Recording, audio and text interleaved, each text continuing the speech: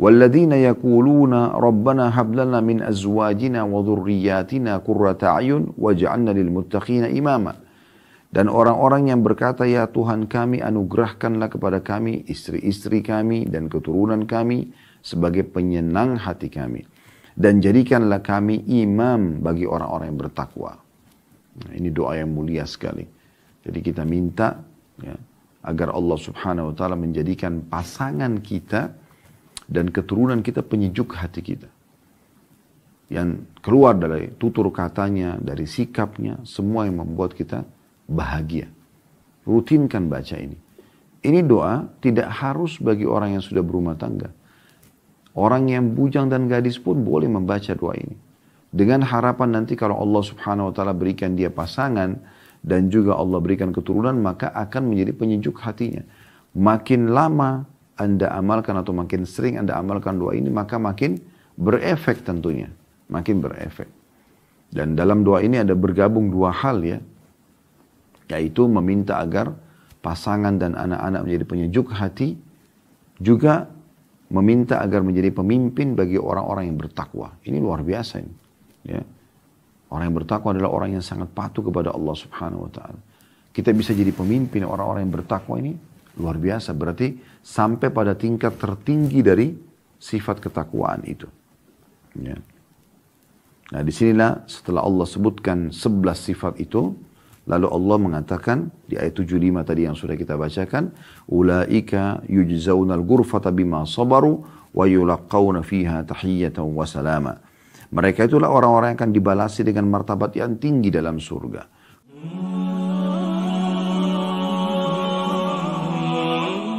Dalam surah Al-Furqan ayat 75 sampai 76-nya, ini ayat terakhir ya. Namun membahas tentang sifat ibadur rahman dari ayat 63-nya, nanti akan kita baca insyaAllah. Yang berbunyi di akhir ayatnya setelah Allah sebutkan sifat-sifat mereka, Allah mengatakan, A'udzu billahi minasyaitonir rajim, ulaika yujzaunal ghurfata bima sabaru wa yulaqawna fiha tahiyyatan wa salama khalidina fiha hasunat mustaqarran wa muqama. Mereka itulah, setelah disebutkan sifat-sifatnya, nanti akan kita baca sifat-sifatnya insyaAllah. Mereka itulah orang-orang yang akan dibalasi dengan martabat yang tinggi dalam kurung di dalam surga. Karena kesabaran mereka dan mereka disambut dengan penghormatan dan ucapan selamat di dalamnya. Serta mereka akan kekal di dalamnya, misalnya dalam surga. Dan surga itu sebaik-baik tempat menetap dan tempat kediaman. Dari dua ayat ini kita sudah bisa ya, sebenarnya mengambil sebuah kesimpulan sederhana. Kalau Allah subhanahu wa ta'ala setelah menyebutkan sifat-sifat ibadur rahman, nanti akan kita baca satu persatu insyaAllah. Allah lalu mengatakan ulaik. Nah artinya kalau kita laksanakan semua atau kita miliki semua sifat-sifat yang telah disebutkan di ayat-ayat sebelumnya, mereka itulah yujzaunal ghurfata bima sabaru, akan dibalas dengan martabat yang tinggi di dalam surga. Bisa juga bermakna yujzaunal ghurfata bima sabaru, akan dibalas dengan istana di surga terhadap apa yang telah mereka sabari selama ini ya, atau atas kesabaran mereka. Maksudnya adalah mereka sabar dalam melaksanakan ketaatan kepada Allah subhanahu wa ta'ala, karena ini butuh kesabaran. Anda mendirikan sholat pada saat dengarkan azan, Anda sholat malam pada saat Anda lagi mengantuk misalnya, atau orang-orang lagi tidur. Anda jujur dalam bertutur kata, bertransaksi, Anda selalu berbuat baik dengan orang-orang susah ya. Artinya untuk menjadi orang yang melaksanakan perintah Allah butuh kesabaran.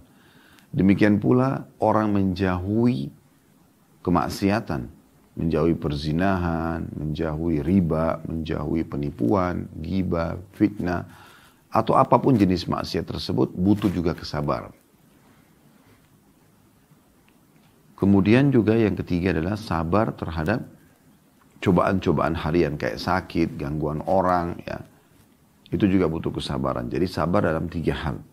Mengerjakan ketaatan kepada Allah subhanahu wa ta'ala, bersabar atas kemaksiatan yang sedang datang dalam bentuk cobaan, ujian. Ya, kemudian yang ketiga adalah atas cobaan harian. Maka mereka-mereka itu akan dibalasi ya, istana di surga atau martabat yang tinggi di surga karena kesabaran mereka.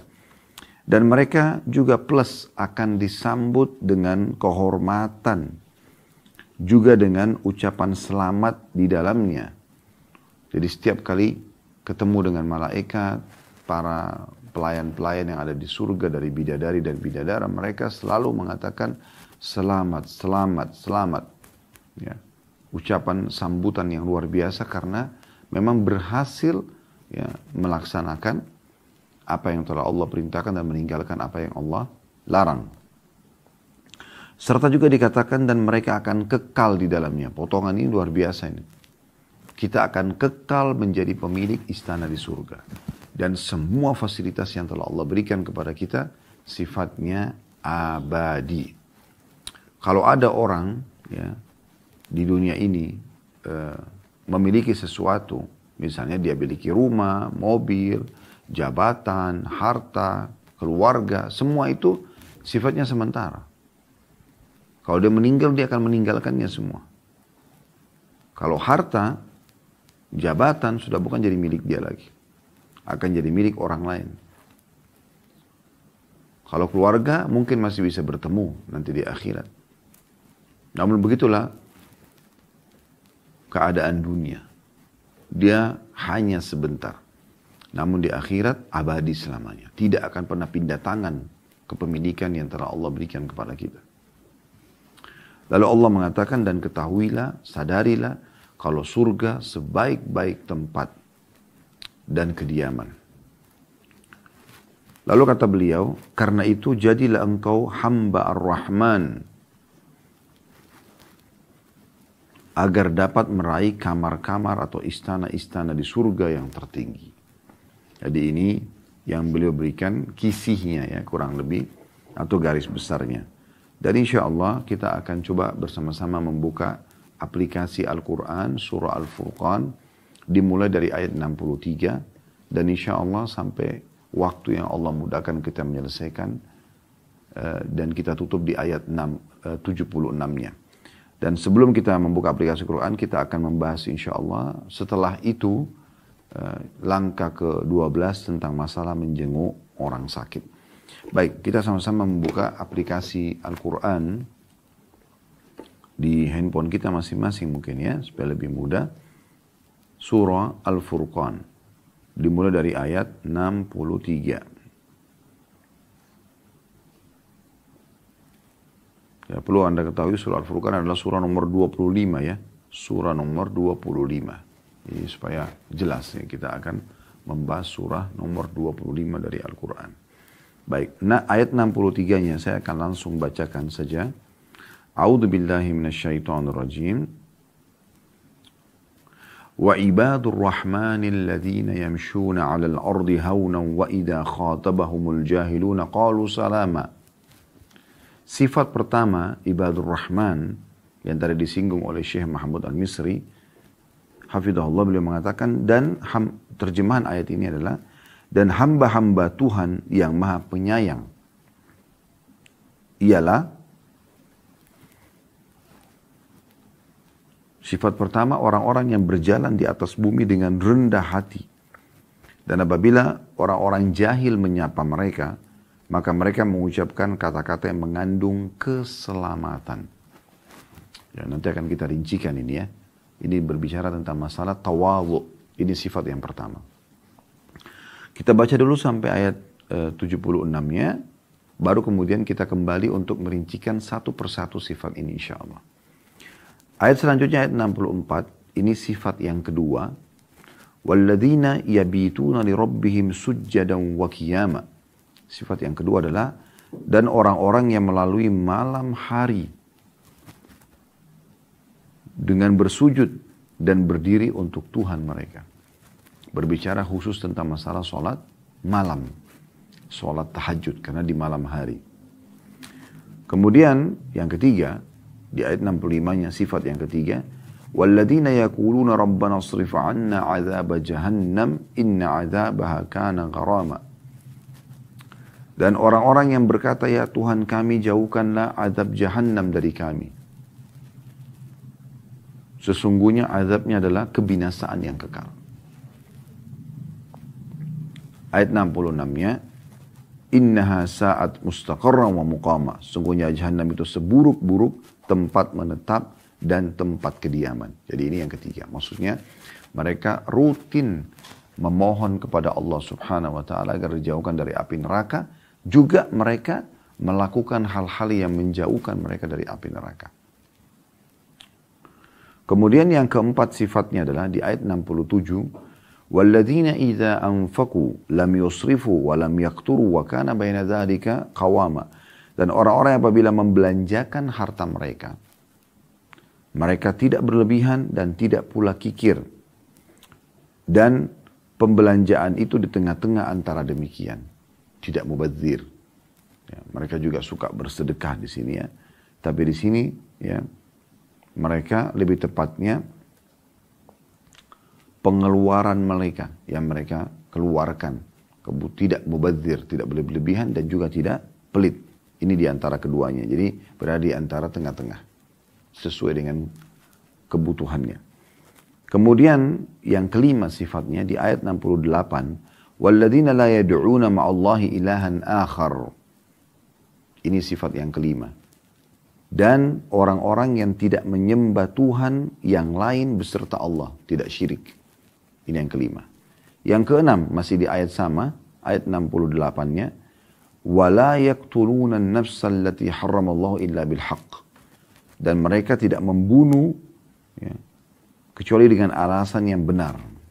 Atau mereka tidak membunuh jiwa yang diharamkan Allah membunuhnya kecuali dengan alasan yang benar. Ini yang keenam. Ya, maksudnya mereka tidak membunuh orang lain. Kecuali dengan alasan yang benar, maksudnya alasan benar seperti orang berperang, jihad, atau tiba-tiba diserang oleh maling, perampok, lalu dia membela diri, lalu dia membunuh maling tersebut. Nah ini contohnya. Ya. Nanti akan lebih rinci insya Allah. Kemudian yang ketujuh dikatakan wala yaznun. Dan mereka tidak berzina. Ini yang ketujuh. Ya. Mereka tidak berzina. Allah mengatakan wa man yaf'al dzalika yalqa athama. Dan barang siapa yang melakukan yang demikian itu, niscaya dia akan mendapat pembalasan dosanya. Ayat 69, yudha'af lahul azabu yawmal qiyamati wa yakhlud fihi muhana. Akan dilipat gandakan azab untuknya pada hari kiamat dan dia akan kekal dalam azab itu dalam keadaan terhina.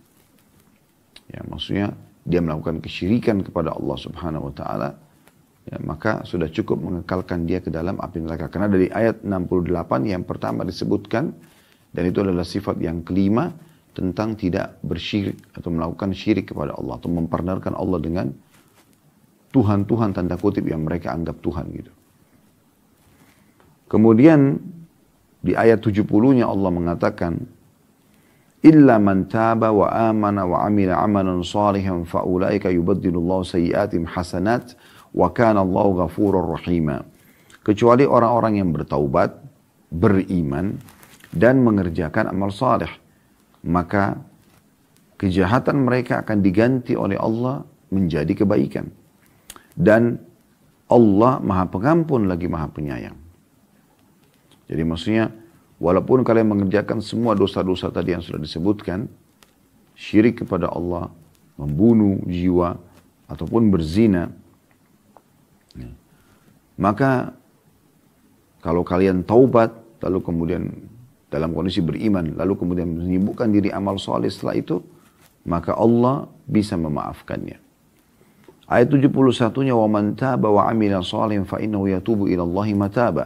Dan orang-orang yang bertaubat dan mengerjakan amal soleh, maka sungguhnya dia bertaubat kepada Allah dengan taubat yang sebenar-benarnya. Maksudnya, kalau mau diterima taubatnya supaya Allah tidak hukum dengan dosa-dosa yang sudah dilakukan, maka harus taubat nasuha. Betul-betul tidak mau mengerjakan lagi dosa-dosa tersebut. Jadi memang subhanallah ada sebagian orang sibuk menjerumuskan dirinya pada dosa tersebut. Padahal sebenarnya itu pelanggaran. Ya, ibaratnya seperti Anda bekerja di perusahaan, Anda sibuk melakukan pelanggaran-pelanggaran yang perusahaan tidak inginkan. Maka tentu Anda terancam akan di PHK, dikeluarkan. Atau bahkan mungkin lebih jauh daripada itu Anda dilaporkan, dan akhirnya Anda dipenjara, keluarga Anda terbengkalai, Anda pun tersiksa dan segala macam masalah yang bisa terjadi. Itu baru urusan kerjaan saja di kantor. Bagaimana dengan ya Allah subhanahu wa ta'ala yang bisa menghukum kita sesuatu yang jauh lebih berat. Naudzubillah. Semoga Allah menjaga kita selalu di atas ketaatannya. Kemudian ayat 72-nya disebutkan sifat yang ke-8. Walladzina la yashhaduna az-zura wa idza marru bil lagwi marru kirama. Ada dua sifat sekaligus 8 dan 9. Yang ke-8 adalah dan orang-orang yang tidak memberikan persaksian palsu. Ya, persaksian palsu. Ini yang ke-8. Jadi tidak berdusta, apalagi saksi palsu. Nanti kita akan berikan banyak contoh-contoh berhubungan dengan ini insyaAllah di saat kita membahas tentang sifat yang ke-8 ini. Sifat yang ke-9, wa idza marru bil lagwi marru kirama. Dan apabila mereka bertemu dengan orang-orang yang mengerjakan perbuatan-perbuatan yang tidak berfaedah, tidak mendatangkan pahala di sisi Allah Subhanahu wa taala, maka mereka lalui saja dengan menjaga kehormatan diri, tidak ikut-ikutan di situ. Itu yang ke-9. Yang ke-10, walladzina idza dzukiru, ini sifat yang ke-10 di ayat 73-nya. Walladzina idza dzukiru bi ayati rabbihim lam yakhiru 'alaiha summan wa umyana.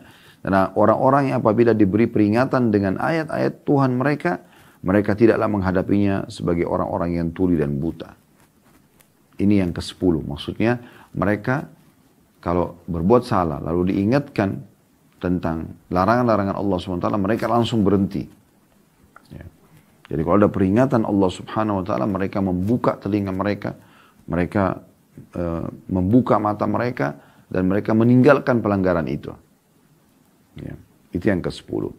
Sifat yang ke-11, mereka juga selalu membaca doa ini. Ya, ayat 74-nya ya. Ini sifat yang ke-11. Walladzina yaquluna rabbana hab lana min azwajina wa dhurriyyatina qurrata a'yun waj'alna lil muttaqina imama. Dan orang-orang yang berkata, ya Tuhan kami, anugerahkanlah kepada kami istri-istri kami dan keturunan kami sebagai penyenang hati kami. Dan jadikanlah kami imam bagi orang-orang yang bertakwa. Nah, ini doa yang mulia sekali. Jadi kita minta ya, agar Allah Subhanahu Wa Taala menjadikan pasangan kita dan keturunan kita penyejuk hati kita. Yang keluar dari tutur katanya, dari sikapnya, semua yang membuat kita bahagia. Rutinkan baca ini. Ini doa tidak harus bagi orang yang sudah berumah tangga. Orang yang bujang dan gadis pun boleh membaca doa ini. Dengan harapan nanti kalau Allah Subhanahu Wa Taala berikan dia pasangan, dan juga Allah berikan keturunan, maka akan menjadi penyejuk hatinya. Makin lama Anda amalkan atau makin sering Anda amalkan doa ini, maka makin berefek tentunya. Makin berefek. Dan dalam doa ini ada bergabung dua hal ya. Yaitu meminta agar pasangan dan anak-anak menjadi penyejuk hati. Juga meminta agar menjadi pemimpin bagi orang-orang yang bertakwa. Ini luar biasa ini. Ya. Orang yang bertakwa adalah orang yang sangat patuh kepada Allah Subhanahu Wa Taala. Kita bisa jadi pemimpin orang-orang yang bertakwa ini luar biasa. Berarti sampai pada tingkat tertinggi dari sifat ketakwaan itu. Ya. Nah disinilah setelah Allah sebutkan 11 sifat itu, lalu Allah mengatakan di ayat 75 tadi yang sudah kita bacakan, ulaika yujzaunal ghurfata bima sabaru wa yulaqawna fiha tahiyyatan wa salama. Mereka itulah orang-orang yang akan dibalasi dengan martabat yang tinggi dalam surga. Karena kesabaran mereka, dan mereka akan disambut dengan penghormatan dan ucapan selamat di dalamnya. Ayat 76-nya, khalidina fiha hasunat mustaqarra wa muqama. Mereka kekal di dalamnya. Surga itu sebaik-baik tempat menetap dan tempat kediaman. Jadi ini ada 11 sifat ya, yang disebutkan. Dan kita coba masuk untuk penjelasan sifat yang pertama dari 11 sifat ibadur rahman. Yang pertama di ayat 63 kita kembali lagi. Walladzina wa huwa alladhi wa ibadur rahman alladhina yamshuna 'alal ardi hawnan wa idza khatabahumul jahiluna qalu salama. Dan hamba-hamba Allah yang Maha Penyayang ialah orang-orang yang berjalan di atas bumi dengan rendah hati. Dan apabila orang-orang jahil menyapa mereka, Mereka mengucapkan kata-kata yang mengandung keselamatan. Baik, kita akan coba teman-teman sekalian untuk membahas ini lebih dalam, yaitu tentang masalah tawadhu, merendah.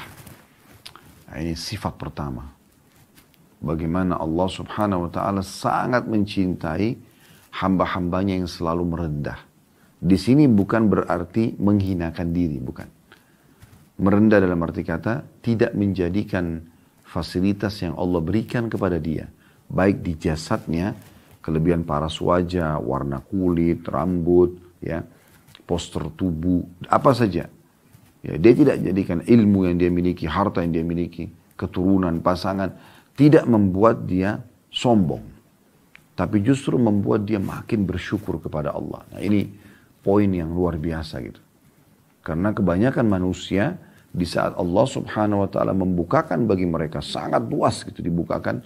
Misalnya dia punya pasangan yang cantik, yang gagah, sempurnalah bagi di pandangan dia atau di pandangan orang-orang atau masyarakat. Kemudian juga dia punya ya keturunan, dia punya rumah, harta, dia punya mobil yang mewah, dia punya jabatan, dia punya kedudukan. Justru digunakan untuk sombong. Justru digunakan untuk menganggap remeh orang lain. Justru memutus silaturahim. Ya, justru bakhil, pelit. Maka rusaklah semua fasilitas tersebut.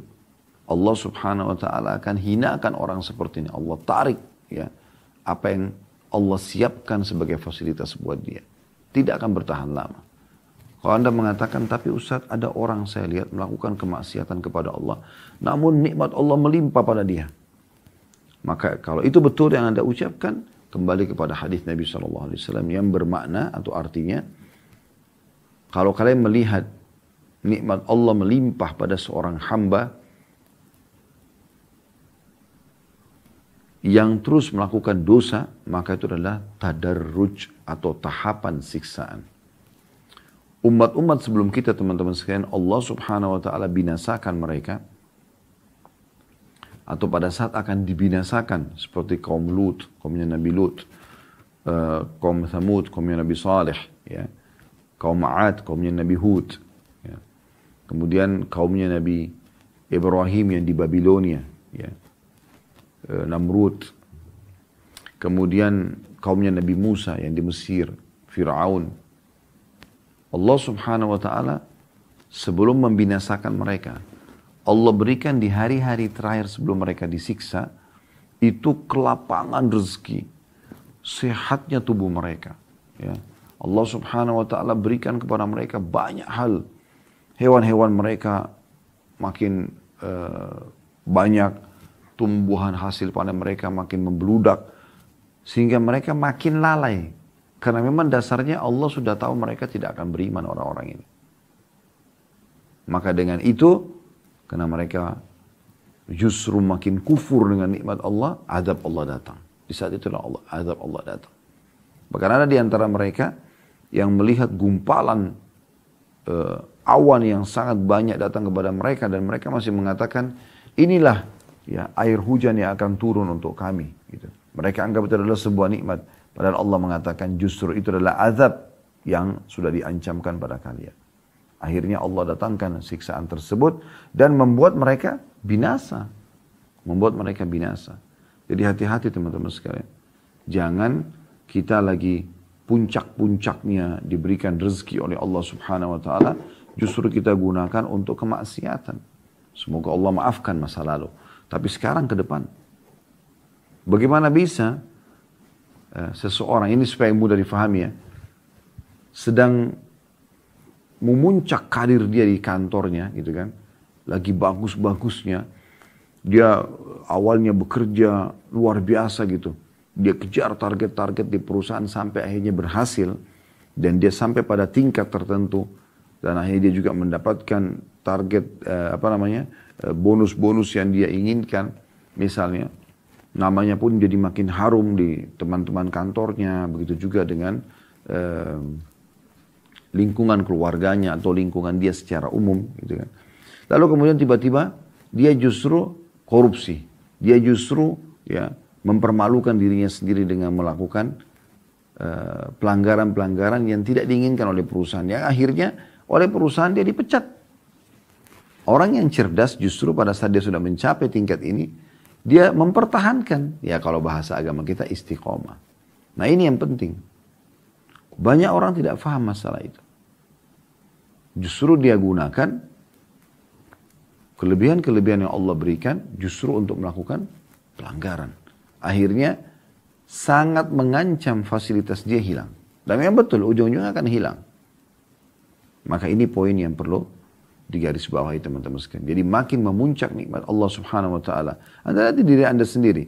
Mata Anda masih bisa melihat, telinga masih bisa mendengar, ya hidung masih bisa menghirup misalnya. Lidah dan bibir kita masih bisa mengucap dan mengecap misalnya. Tangan kita menjamah, kaki kita melangkah, kemaluan kita masih bisa berfungsi. Dan segala macam fasilitas di sekitar kita. Di diri kita sendiri, maka harusnya kita gunakan nikmat ini di atas ketaatan. Berapa banyak orang yang buta matanya, tidak bisa melihat seperti apa yang Anda bisa lihat sekarang. Maka kita mengatakan Alhamdulillah atas mata yang luar biasa yang Allah berikan ini. Coba Anda tutup mata Anda sekarang sekejap saja. Anda tutup mata Anda bayangkan, naudzubillah, bagaimana kalau seperti ini seterusnya, buta, nggak bisa melihat. Misal, ini sebuah nikmat yang harus kita syukuri. Begitu juga dengan telinga. Coba Anda bayangkan kalau Anda tidak bisa mengerti orang ucapkan apa. Sekarang dengan Anda tidak tuli, semuanya Anda bisa dengar. Anda bisa mengetahui, ya, apakah orang itu mengucapkan sebuah pujian atau orang itu malah mengancam Anda. Itu juga dengan hidung kita. Masih bisa membedakan mana bau wangi, bau busuk seketika misalnya. Itu sebuah hal yang luar biasa. Bagaimana kalau orang flu berat, tidak bisa membedakan atau hilang rasa seperti kemarin misalnya kasus orang kena corona misal. Maka dia tidak tahu, dia tidak bisa bedakan. Ini bau busuk, ini bau wangi, dia tidak pernah tahu. Maka ini juga sebuah nikmat yang luar biasa. Lidah kita masih bisa membedakan mana asin, mana pedas, mana manis seketika. Sebuah nikmat yang luar biasa. Setiap hari kita bisa rasakan.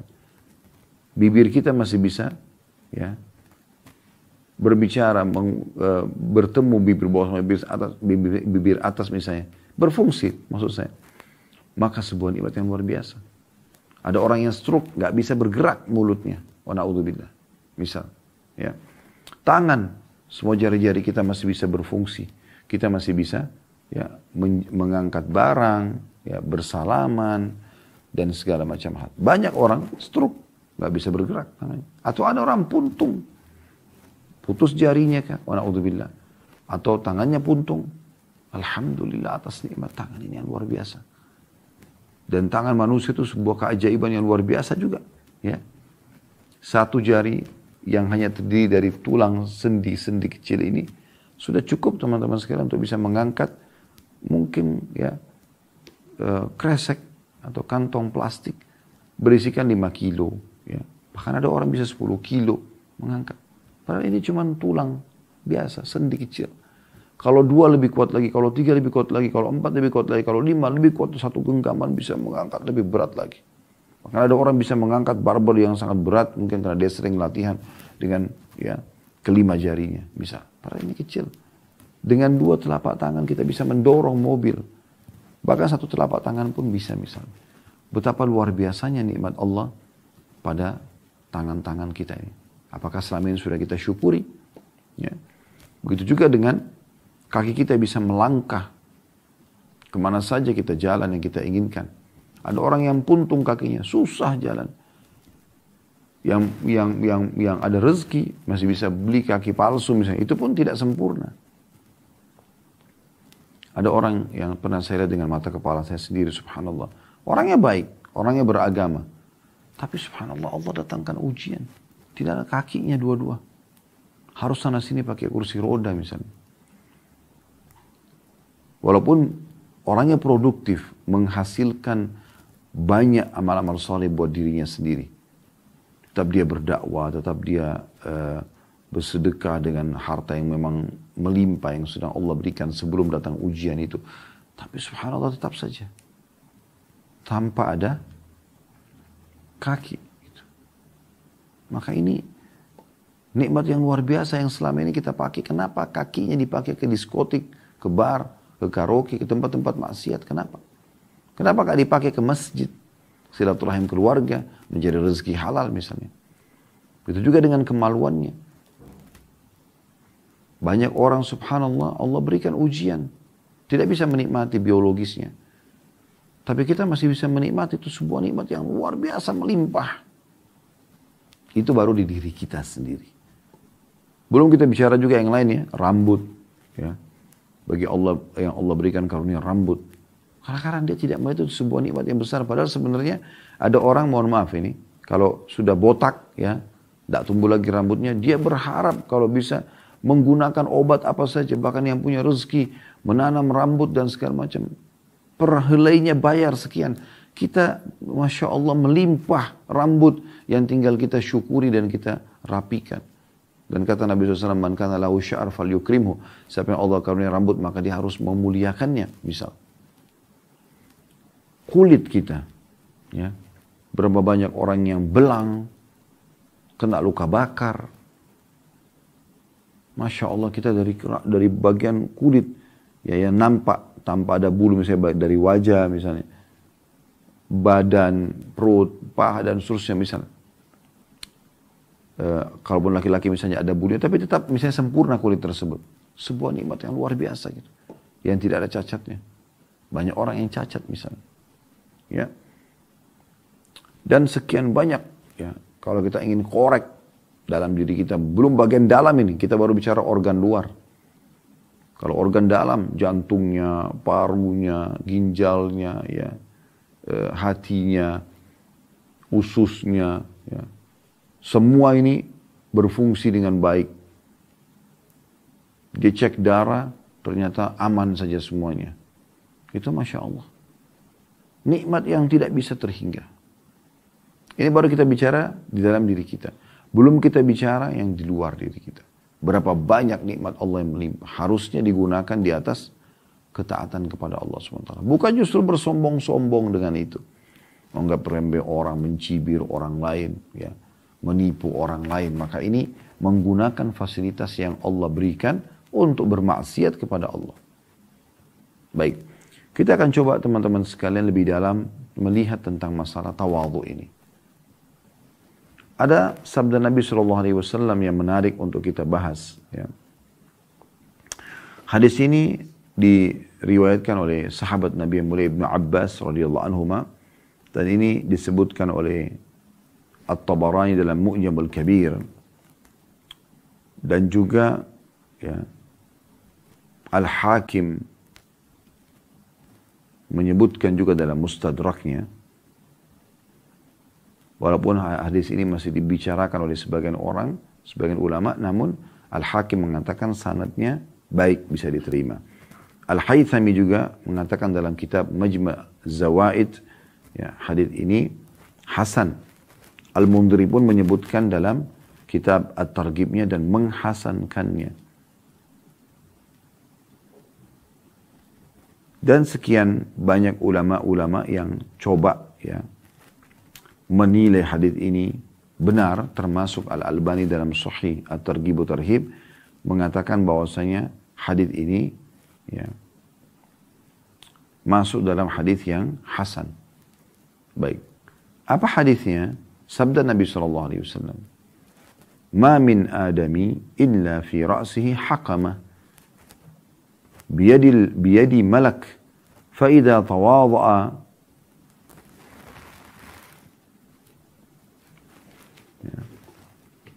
فإذا تواضع قيل للملك ارفع حكمته وإذا تكبر قيل للملك ضع atau ضع حكمته. Artinya, tidak ada seorang dari Bani Adam, maksudnya manusia, kecuali ada di kepalanya hakamah, seperti tali kekangan kuda, di tangan seorang malaikat. Jadi di atas kepalanya ini ada tali kekangan yang dipegang oleh malaikat, gitu ya. Tidak ada satupun manusia kecuali seperti itu. Jika dia bertawadhu, rendah diri, justru kelebihan-kelebihan yang Allah kasih itu membuat dia makin bersyukur kepada Allah, makin ibadah kepada Allah. Tadi sudah kita berikan penjelasannya. Tidak sombong pada orang-orang, ya. Jika dia bertawadhu, maka dikatakan kepada malaikat tersebut, angkatlah hakamahnya. Jadi dia justru dibiarkan berjalan, enggak diikat. Namun sebaliknya jika dia sombong, maka dikatakan kepada malaikat tersebut, pakaikan hakamahnya. Maksudnya, kekang orang ini. Ya, dikekang. Di sini maknanya sangat luas sebenarnya, masalah dikekang itu ya. Maksudnya adalah para malaikat menahan mereka dari banyak hal. Dan di sini bisa bermakna diangkat kekangannya, maksudnya adalah ditinggikan derajatnya, dimudahkan urusannya, ya, diberikan kehormatan. Dan sebaliknya orang yang sombong justru diberikan penghinaan. Dan ini teman-teman sekalian, dari hadis ini kita ambil banyak sekali pelajaran. Tapi yang menjadi intisarinya adalah orang kalau merendah maka akan ya mulia. Allah muliakan. Baik di sisi Allah Subhanahu wa taala maupun di mata manusia. Kalau ada orang subhanallah sudah tampan, kaya, ya, pintar, lalu pada saat kita ketemu dia ramah, dia baik, dia dermawan, bagaimana manusia tidak menyukainya? Allah Subhanahu wa taala pun mencintai orang seperti ini. Sudah cantik, pintar, kaya, dari keluarga yang baik-baik, lalu kemudian merendah lagi. Dalam arti kata baik dengan semua orang. Silaturahim dengan keluarganya. Nah ini teman-teman sekalian yang menjadi hal yang mendasar yang harus digarisbawahi. Tidak ada manfaatnya teman-teman sekalian kalau orang itu Allah berikan kelebihan fisik, kelebihan harta, kelebihan jabatan, tapi orangnya sombong, tutur katanya kasar. Enggak ada orang yang suka sama dia kecuali hanya karena ada maslahat duniawi saja. Karena ada keperluan di kantor yang memang kebetulan dia jadi pemimpinnya misalnya. Namun orang semua berharap mudah-mudahan orang yang sudah tidak menjabat lagi. Tidak ada kebaikan pada suami yang kasar, istri yang kasar, ya, atau membangkang. Tidak ada kebaikan pada anak-anak yang suka membangkang. Orang tua juga sebaliknya yang kasar sama anak-anaknya, atau sahabat sama sahabatnya. Subhanallah, contoh ini bisa lebih jelas lagi kalau ada orang justru Allah berikan kekurangan. Mungkin paras wajahnya kurang, mungkin postur tubuhnya kurang, mungkin kedudukannya kurang, ya, hartanya kurang. Tapi di saat kita ketemu, subhanallah kita temukan orang itu ramah, santun, baik, dermawan. Walaupun dia susah, dia coba memberikan apa yang dia mampu. Kita akan temukan ya, manusia menyukai orang seperti ini. Walaupun fisiknya kurang, orang lupakan kekurangan fisiknya itu. Kekurangan paras wajahnya karena kebaikannya. Berarti yang inti sebenarnya ini. Dan inilah sebabnya Nabi Muhammad SAW diutus untuk menyempurnakan akhlak yang mulia.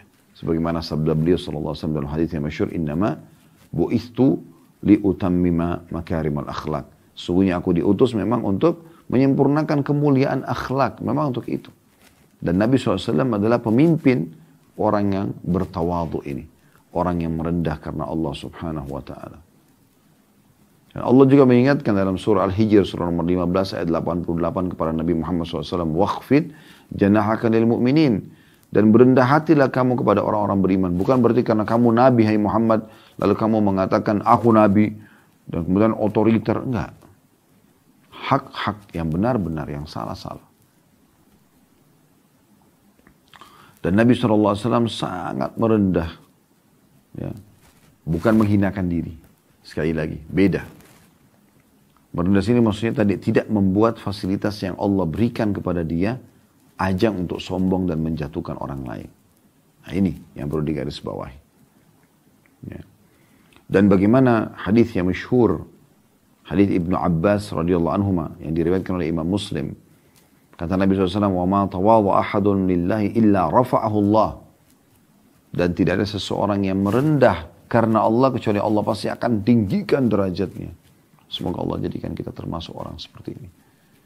Jadi ketampanannya, kecantikannya, kepintarannya, hartanya, jabatannya tidak membuat dia sombong kepada orang-orang. Justru dia jadi baik, tetap dia ramah, tetap dia tegur sapa, tetap dia silaturahim dengan keluarganya, tetap segala macam. Maka Allah akan meninggikan derajat-derajat orang seperti ini. Dan ini sifat yang sangat mulia gitu. Imam Nawawi berkata tentang hadis ini, tidak ada orang yang merendah atau tawadhu karena Allah kecuali Allah akan tinggikan. Kata beliau hadis ini mempunyai dua makna. Yang pertama, Allah Subhanahu wa taala akan meninggikan derajatnya di dunia dan mengokohkan sifat tawadhu'nya dalam hati hingga Allah Subhanahu wa taala mengangkat derajatnya di mata manusia. Saya ulangi ya. Jadi beliau mengatakan hadis ini memiliki dua makna. Makna yang pertama dari hadis Nabi SAW tadi, tidak ada seseorang yang merendah karena Allah atau tawadhu karena Allah kecuali Allah akan tinggikan derajatnya.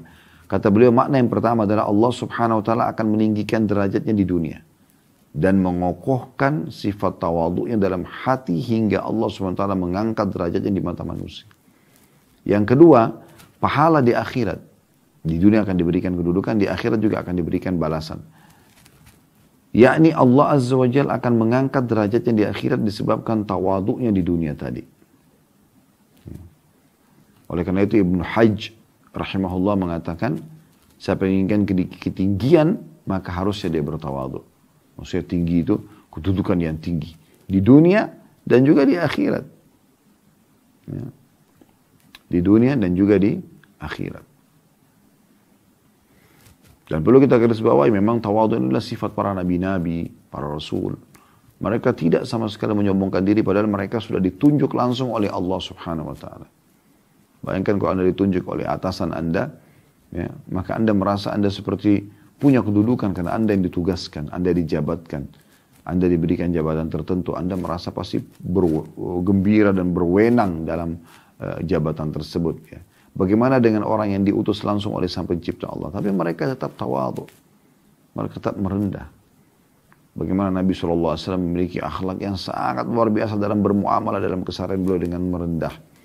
Ya, tidak pernah Nabi SAW sombong. Beliau selalu mengatakan di antara hadisnya yang masyhur ya, Ana sayyidu walad Adam yaumal qiyamah wala fakhr. Begitu kata Nabi SAW. Aku adalah pemimpin anak Adam pada hari kiamat, tapi tidak ada kesombongan di situ. Dan juga beliau mengatakan wa biyadi liwa'ul hamdu wala fakhr, dan di tanganku juga ada bendera puji-pujian pada hari kiamat, tapi tidak ada kesombongan dengan itu. Dan akulah kata Nabi SAW orang yang pertama masuk ke dalam surga dan tidak ada fakhr, tidak ada kesombongan dalam masalah itu. Sampai Nabi SAW saking merendahnya terutama kepada Sang Pencipta Allah, beliau sholat teman-teman sekalian sampai kakinya pecah-pecah. Dan ditanya oleh Aisyah, istrinya sendiri heran dengan itu. Beliau mengatakan, ya Rasulullah, apakah anda mengerjakan ini sementara telah diampuni dosa anda yang lalu dan yang akan datang? Itu jelas-jelas. Gitu. Artinya tanpa susah payah seperti ini pun Allah sudah maafkan dosa anda yang lalu dan akan datang. Belum dikerjakan sudah dimaafkan. Maka apa jawaban Nabi SAW? Ini bentuk tawadhu beliau. Afala akunu abdan syakura. Apakah aku tidak bisa menjadi seorang hamba yang bersyukur? Ya, luar biasa gitu. Ya. Juga ya, tawadhu ini memang perintah dalam agama. Selain sabda Nabi SAW tadi, siapa yang merendah karena Allah, maka Allah akan tinggikan. Memang ada perintah langsung dari Nabi SAW. Dalam hadis yang masyhur diriwayatkan oleh Imam Muslim. Wa inna Allah awha ilayya an tawadha'u hatta la yafkhar ahadun ala ahadin wa la yabghi ahadun ala ahad. Dan sungguhnya Allah telah mewahyukan kepadaku secara khusus ya, untuk memiliki sifat tawadhu atau an tawadha'u, agar kalian saling bertawadhu, merendah. Janganlah seseorang menyombongkan diri atau berbangga diri dan melampaui batas pada yang lain. Atau terjemahan letter-letternya ya. Sesungguhnya Allah telah wahyukan kepadaku agar kalian saling bertawadhu. Dan dengan tawadhu itu akhirnya tidak ada lagi orang yang sombong terhadap orang yang lain dan tidak ada lagi orang yang menzalimi orang yang lain. Ternyata subhanallah tawadhu mendatangkan itu. Jadi tidak akan ada lagi kezaliman terjadi pada orang lain. Ya. Dan ini teman-teman sekalian hal yang luar biasa yang harus diperhatikan oleh setiap orang di antara kita karena memang tawadhu sebuah sifat yang sangat mulia, gitu kan. Dan terlalu banyak contoh-contoh yang berhubungan dengan masalah ini tentunya ya. Ibnu Qayyim berkata rahimahullah menjelaskan hakikat tawadhu ya. Beliau mengatakan perbedaan antara tawadhu dan al-muhana atau menghinakan diri. Tawadhu muncul dari ilmu pengetahuan tentang Allah Azza wa Jalla. Jadi kan tadi saya bilang beda antara tawadhu dengan menghinakan diri. Kita bukan menghinakan diri, merendah di sini karena Allah. Kata beliau, perbedaan antara tawadhu, merendahkan diri karena Allah, dan muhana, menghina diri, menghinakan diri, dalam arti kata yang menghina, ya, menjatuhkan diri dia sendiri, gitu kan. Maka beda. Kalau tawadhu itu muncul dari ilmu pengetahuan tentang Allah Azza wa Jalla, karena dia tahu ilmunya, dia merendah karena Allah. Jadi tidak membuat ilmunya, hartanya, jabatannya, kelebihan fisiknya, segala macam jalur keturunannya membuat dia sombong. Enggak.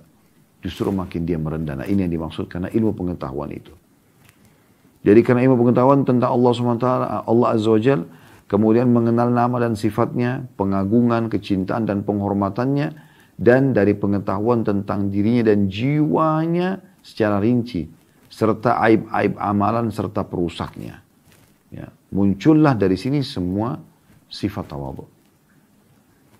Jadi selain ilmunya kepada Allah Subhanahu wa taala, juga rasa cintanya, memuliakan Allah Subhanahu wa taala, juga dia mengetahui tentang ya, secara rinci aib-aib amalan, maksudnya perbuatan-perbuatan buruk gitu ya.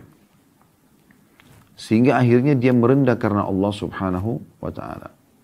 Nah, ini namanya tawadhu gitu. Sehingga tidak memandang dirinya memiliki kelebihan atas seseorang pun dan tidak memandang ia memiliki hak atas orang lain. Bahkan memandang kelebihan orang-orang atas dirinya dan hak-hak mereka lebih besar atas dirinya sendiri. Ini adalah sifat yang hanya Allah Azza wa Jalla berikan kepada orang yang dicintai saja dan dimuliakan. Ya. Dan ini luar biasa gitu. Beda dengan menghinakan, bukan berdasarkan ilmu. Justru karena dia minder aja. Beda sekali. Jadi tawadhu itu luar biasa. Manfaatnya sangat besar sekali. Dan tawadhu itu juga memiliki 3 ciri. Yang pertama, ia dilakukan oleh orang yang memiliki kemampuan, kekuatan, serta peluang untuk berlaku sombong. Tapi tidak bersikap sombong karena mengharap keridhaan Allah. Nah ini cirinya.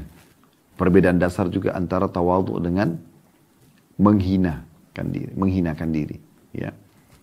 Jadi memang dia, ciri yang pertama adalah bagaimana ia melakukan, ya, atau ia dilakukan oleh orang-orang yang memiliki kemampuan, kekuatan, serta peluang untuk berlaku sombong. Tapi dia tidak berlaku sombong karena mengharap pahala di sisi Allah. Dia mampu sombong karena dia kaya, karena dia tampan, karena dia cantik, karena dia pintar, karena dia punya jabatan. Tapi dia tidak lakukan. Itu ciri yang pertama. Ciri yang kedua, tidak dilakukan secara berlebihan. Jika berlebihan, tawadhu bisa berubah menjadi sombong ataupun membanggakan diri. Jadi bukan berarti dia berlebihan dalam arti kata sengaja dia untuk dipuji oleh orang, riya di sini. Tapi memang dilakukan karena Allah. Yang ketiga, tawadhu dilakukan pada waktu dan situasi yang tepat. Dalam hal ini diperbolehkan di sini maksudnya tawadhu dilakukan pada waktu dan situasi yang tepat. Sehingga dia tidak melakukan kesombongan. Ada satu celah tentunya. Ya. Mohon maaf sebelumnya. Ada sebuah hadis Nabi SAW yang berbunyi, La yadkhulul jannata man kana fi qalbi mithqalu dzarratin min kibir. Hadis riwayat Muslim. Tidak akan masuk surga orang yang dalam hatinya ada seperti biji sawi dari kesombongan. Biji sawi dari kesombongan. Jadi sedikit sombong saja sudah tidak bisa masuk surga kecuali dia taubat. Sebagaimana nanti kita akan jelaskan di ayat-ayat setelahnya tentang masalah. Dan tadi sudah kita bacakan ya. Kecuali orang yang taubat, beriman dan beramal saleh, maka dia memperbaiki keadaan itu berbeda. Sebelum meninggal tentunya. Ya. Maka akan dimaafkan oleh Allah subhanahu wa ta'ala. Tapi ada orang subhanallah, ya, dia justru sombong. Dengan jabatan yang dia miliki segala macam, maka ini tidak akan mendatangkan sifat tawadhu. Tidak akan bisa mendatangkan sifat tawadhu. Dan banyak sekali contoh-contoh dalam masalah tawadhu ini seperti misalnya seorang ya, suami bertawadhu karena Allah subhanahu wa ta'ala pada istrinya. Walaupun sebenarnya dia badannya kekar, punya power, ya, punya harta, punya kejabatan, punya ketampanan, punya kelebihan fisik. Tapi dia bertawadhu. Dalam arti kata, tidak perlu dia tunjukkan semua kebesarannya di depan istrinya.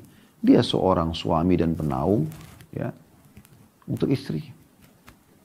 Begitu juga dengan seorang istri, walaupun dia kaya, walaupun dia cantik, tapi dia sudah berstatus istri, maka dia bertawadhu karena Allah subhanahu wa ta'ala. Tetap dia muliakan suaminya, walaupun mungkin suaminya memiliki kekurangan-kekurangan misalnya. Itu juga dengan orang tua pada anaknya, bukan berarti karena dia orang tua lalu dia otoriter, enggak. Atau ya, anak pada orang tua, walaupun dia misalnya berpendidikan tinggi, orang tuanya tidak berpendidikan tinggi, tetap dia tidak merendahkan orang tuanya. Sahabat pada sahabatnya, atasan pada bawahannya, dan seterusnya. Dan sudah kita jelaskan tadi perbedaan dasar antara menghinakan diri dengan tawadhu. Jelas kalau tawadhu berdasarkan ilmu karena takut kepada Allah SWT. Dan dia punya power untuk melakukan kesombongan tapi dia tidak lakukan.